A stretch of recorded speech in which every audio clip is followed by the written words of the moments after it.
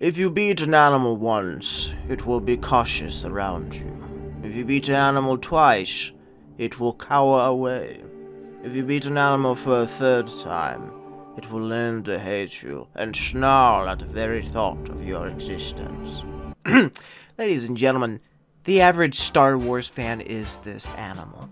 And with how many countless times Disney has fumbled the bag with the Star Wars franchise, one cannot blame the average Star Wars fan for resenting Disney and expecting the next Star Wars show or movie to be bad. But in the strange and unfortunate circumstances of the Acolyte, for once the Star Wars fans have overreacted and shown their fury to a show that really doesn't deserve it. I found myself more bored than entertained while watching the Acolyte.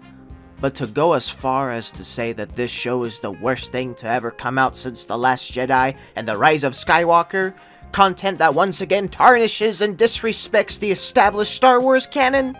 No, not even close. The creators of The Acolyte wanted to reach the writing quality of Andor and fight scenes from The Phantom Menace, but fall short in both aspects. Let's first talk about the writing of The Acolyte, the main point of discourse in the community thus far. Let's get this out of the way. Episode 3. The Straw That Broke the Camel's Back. It contained a plot point where the lesbian witches were able to do something that really upset a lot of people. Why? Because they think it undermines Anakin's uniqueness as the chosen one. Do I think their power presents a dilemma to Anakin? No. There's so much to talk about in regards to the reactions and to the entire situation in regards of this plot point. But let's keep things moving with the actual review. I just couldn't find myself getting involved with the plot nor the majority of the characters. Plot-wise, it felt bland and boring with how they just told the story. I found myself struggling to pay attention and to really care about anything the Acolyte was yapping on about. There were too many plot twists thrown throughout the story. It's like, oh, here's the character. Oh, but they're actually this character. Oh, now this character is impersonating this character. Oh, you thought these guys were bad? Oh, just wait until the next episode to have your whole view shaken up. Yeah, I just got sick of it. There really were only two characters that I liked and cared about throughout the show, and that would be Soul and the Stranger. Soul reminded me a lot of Qui-Gon Jinn. Pretty well fleshed out character. Hardly any complaints of him. The Stranger, though?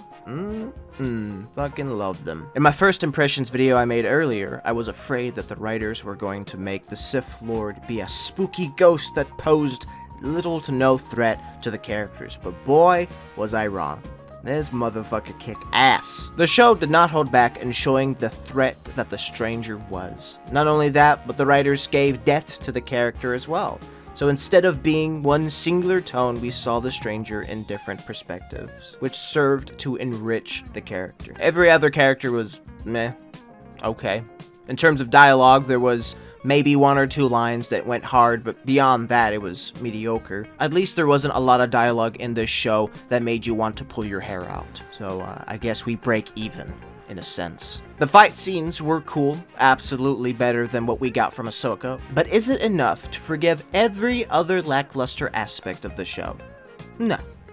You're honestly better off watching those fight scenes once they're uploaded as clips online. When it comes down to it, The Acolyte is a serviceable show, yet I personally didn't care for the overall product. Besides the two characters that I like, there really isn't much there to revisit or really care for. It would be fair to call The Acolyte good or bad in terms of quality. I'm not riding the fence here just to be civil. The show didn't do it for me, unfortunately, but I can see the good qualities that others will focus on. But again, I will still hold my ground in saying that this isn't the worst Star Wars show ever. A show riddled with wokeness and liberal agendas. That's just people seeing what they want to see. A clear opportunity for YouTubers to take hold and create rage bait to fuel hate over literally nothing. Grifters, if you will. That's really all I can defend on the show.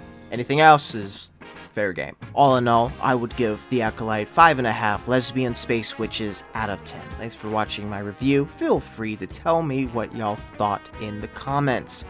Be nice, and I'll see y'all in the next video. Goodbye for now.